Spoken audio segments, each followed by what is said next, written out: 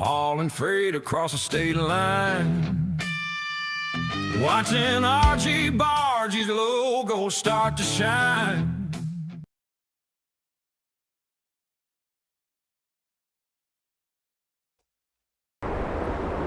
Jubaji crew, hope you're having a fantastic day today and your family's happy and healthy. Okay, I'm going to go through my best graphic settings I've found for 1.58 and 1.59 beta. Things I've been testing the 1.59 beta. I've done a lot of testing and experimentation with different graphic settings because they have obviously changed the graphical setup in 1.59 dramatically. So therefore I've needed to experiment with the settings to get them just right. Now, just a couple of things to note before we go any further. Number one, if you haven't subscribed to the channel, please consider doing so. It's free. Number two, if you like this video, find it useful, share it with your friends. And the other thing is, anything that I tell you or show you in this video is what I've found for my setup that works for me. It may not necessarily work for you. Now, this is not a performance enhancing graphical settings.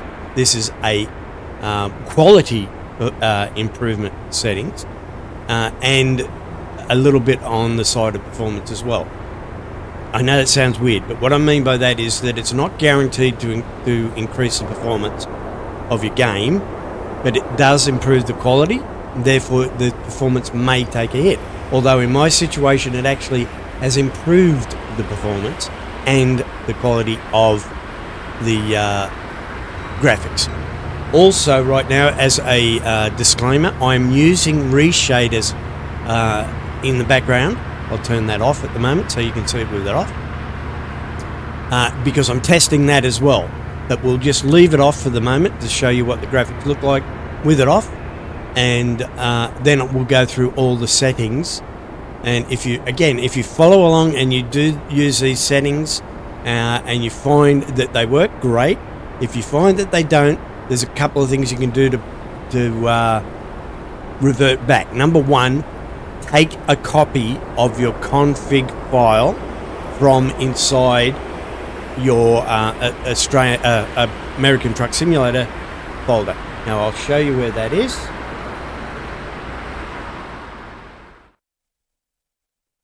So what you need to do is go to Documents, American Truck Simulator, and if you scroll down, you'll see a folder called config.cfg. Now what you do is you go copy. Oops, actually got to highlight it first. Then copy it. And then paste it somewhere that you know where it is. For example, you can paste it on your desktop or anywhere else. I have a file that I've put in here in American Truck Simulator that I call configs and controls, and then I'll paste a copy of it in there, as you can see. So once you've copied it, paste it in here so that you've got a backup of your config, so that you know that anything that you do within your config from now on, you've got a backup that you can refer back to if something goes wrong. So remember to back up your config file before you do anything, okay? So now, once you've done that in the game, we'll show you the settings in-game that you need to change. Okay, so we go to... actually, before we do that, let's take a look at the graphics from outside here. As you can see, everything looks great. It's nice and sharp. There's very little stuttering, well, not stuttering, but waviness or flickering on fences, etc. All things look nice and clear and concise. Anyway, you get the idea. The graphics look fantastic. If you've seen any of my videos, you'll know that my graphics look great, and I try to keep it that way.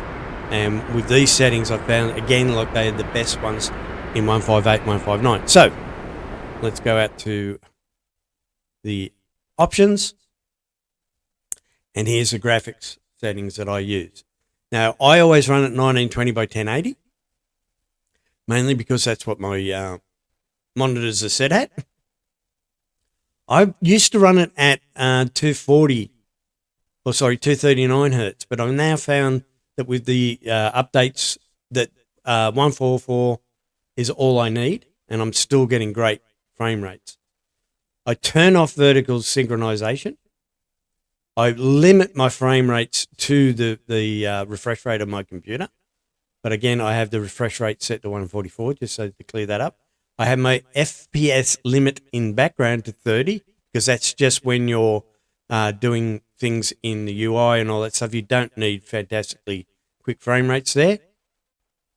I found that either between 200 or 300% for the scaling is all you need. 400 is basically what I call diminishing returns. You hit 400 and it actually looks worse in some cases because of the 400% scaling. I use SMA and TAA combined for the anti-aliasing. I again have found in my situation that's the best combination. Always sharp and at 0.80 for the sharpening luma. Texture quality, we'll ignore that for now because I actually changed that in the config. And again, I'll explain that once we go to the config file and how I've changed that. Anisotropic filtering, I've put it 16 by. Normal maps, I have that on. And again, if you need to know what any of these are, I'm not going to go through all of these step by step because it'll take forever to do this video. But you'll be able to read what they are about by just simply hovering over it, and it then tells you what they do. Again, reflection scaling and reflection detail, again, I changed that within the config file, so ignore them for now. I have mirror quality on high, mirror resolution on high, mirror distance low. Now, a lot of people will tell you if you have a performance problem, change them to low or medium. And again, I recommend that if you do have a bad performance issue. I have mine on high and it's still performing quite well. But I put the distance on low because that helps with the performance. So if you move that, again, by hovering over it, you can see the differences over on the right as to what distances you'll see things at.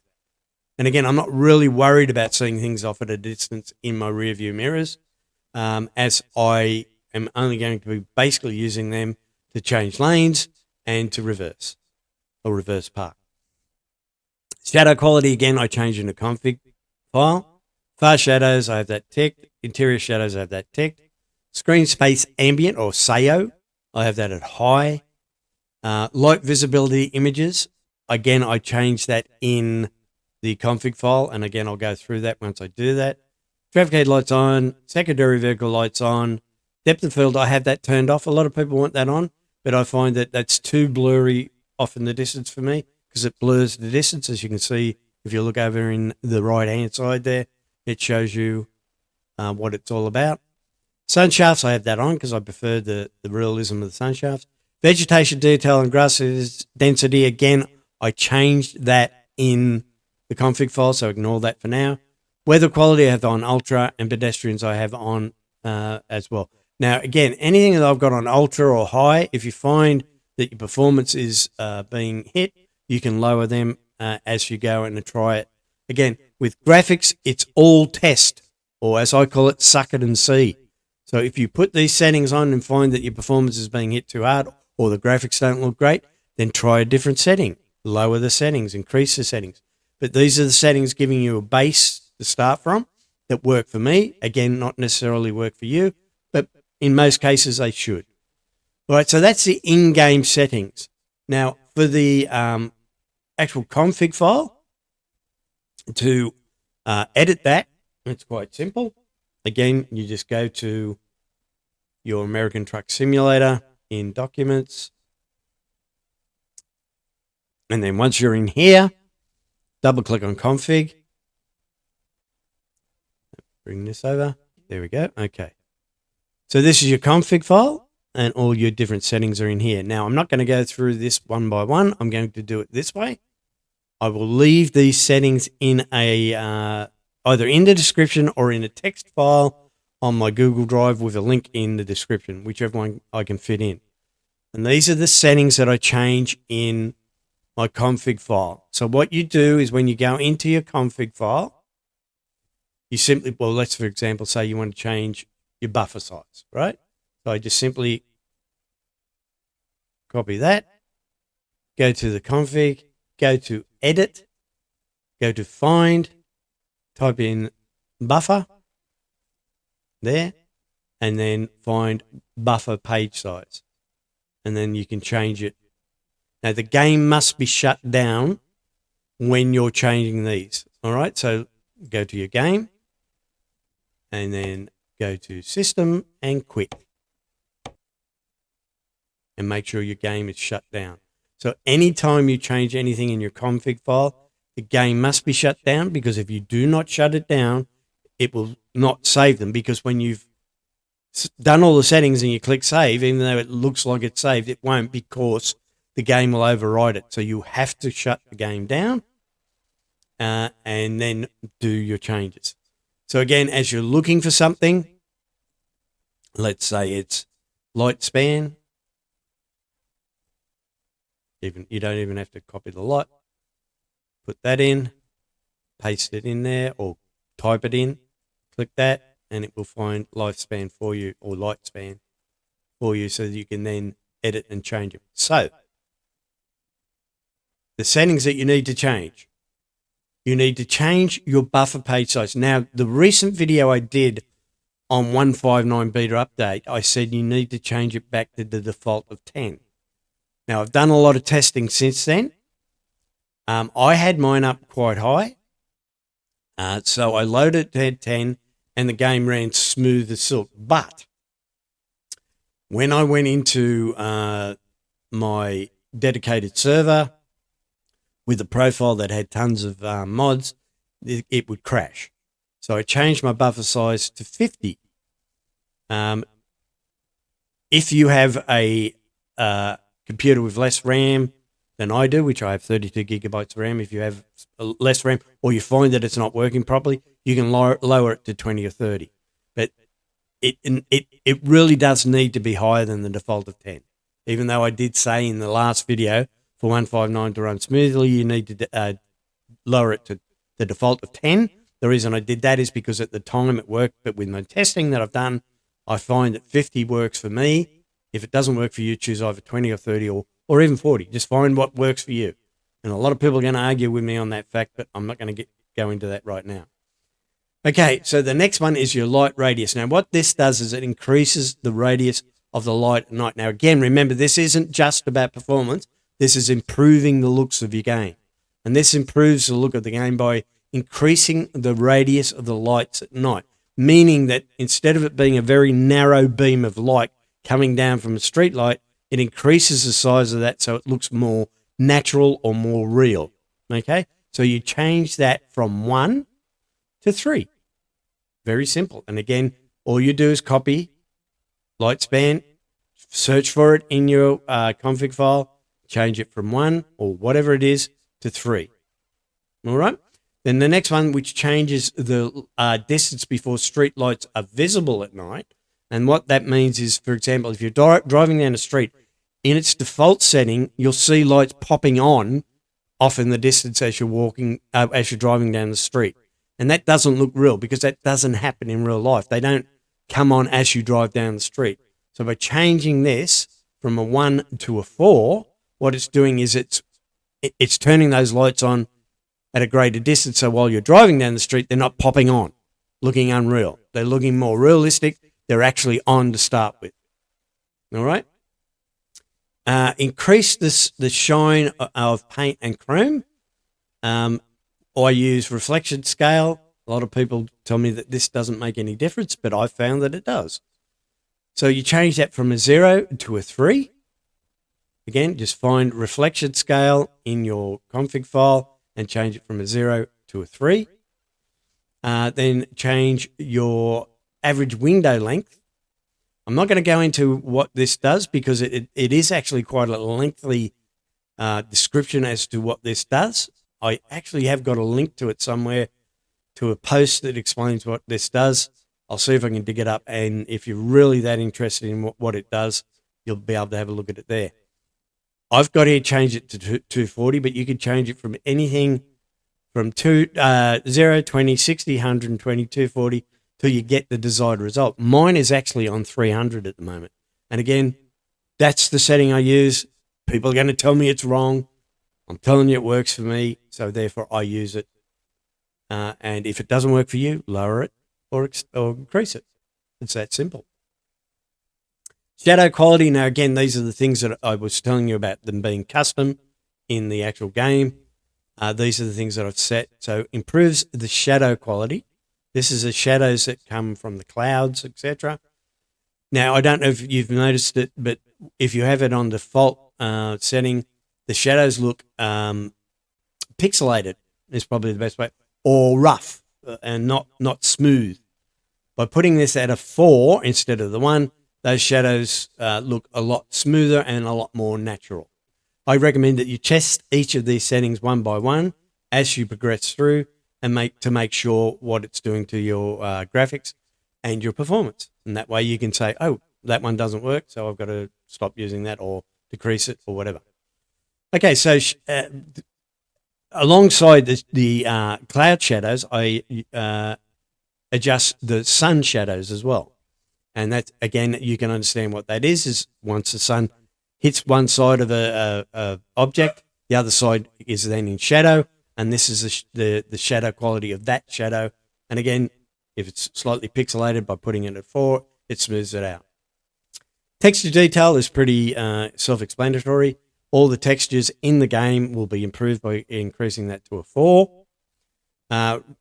The reflection, now the reflection scale and the reflection are 2 different settings.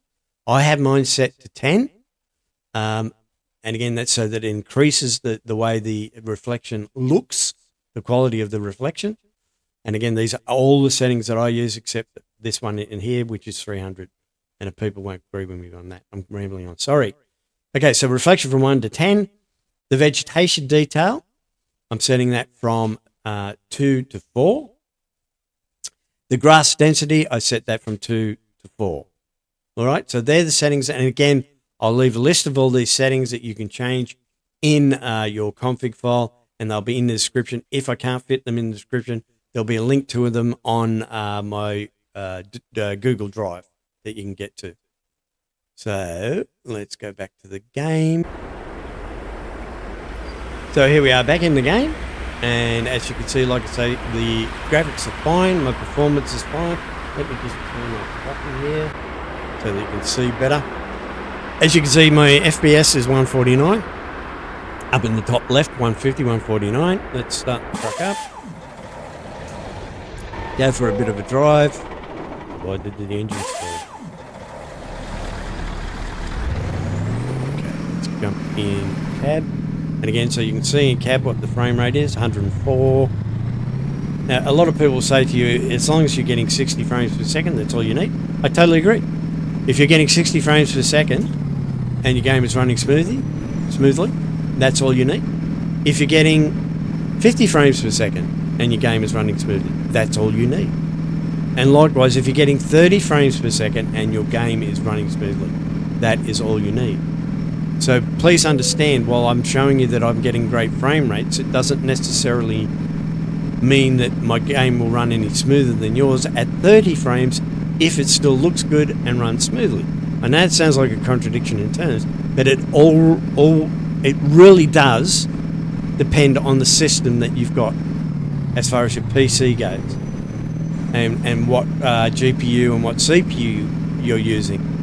If you're using a top-end GPU and a top-end CPU, well, naturally you're going to get better frame rates. Okay, if you're using a low-end CPU and low-end GPU, you're going to get lower frame rates, but you may get the game to run just as smoothly as anybody else, but at lower frame rates. So please, people, understand that frame rates really don't make a great difference to the actual quality of the game. It does make a difference if you're starting to drop below 30 frames, because it will start to stutter and skip and do all those types of things. So just remember that. when you do see somebody running like myself at say 140 frames per second, or right now 102, whatever it may be, just because I'm getting higher frame rates, I can still end up with a crappy looking game and it's stuttering or jumping or whatever, because it's not set up to perform correctly. And I hope I explained that understandably. So in other words, you could have a great frame rate but still a crappy laggy game if it's too much for your GPU and CPU to handle, if you get what I mean. So you can see I'm fluctuating between 70 to 140 frames per second depending on where I am or what I'm doing. Now, again, look at the graphics, you judge for yourself. What do you think? I think they're great. I think they're fantastic with all those settings. Now, the other thing, again, like I said as a disclaimer, I am testing ReShade out. Now I'll turn it on. So there's ReShade on. Okay, and it does improve the saturation of the game and the what's the word I'm looking for? The definition. Definition, there we go. It probably improves the definition of the objects in the game. For example, if you look here, when I turn it on, you can see that there is a definite improvement in the definition of the back end of the truck and the things around it. On, off, on. So the saturation definitely is improved. What I'm trying to do is find out if by using ReShade it does hinder in any section of the game. But I'll be doing a video on that in the future, showing you how to install ReShade, how I've got mine set up, etc., etc., so that you can then judge for yourself. But anyway, hopefully that helped you with your settings, and if you've got a similar system to me, it should work no problems at all, and you should get great quality and great performance. So hopefully you enjoyed that, people. If you did, again, remember, subscribe, give me a thumbs up if you like it, thumbs down if you didn't, and share with a friend if you think somebody might benefit from it. And hopefully we'll catch up in the next one. Bye bye for now.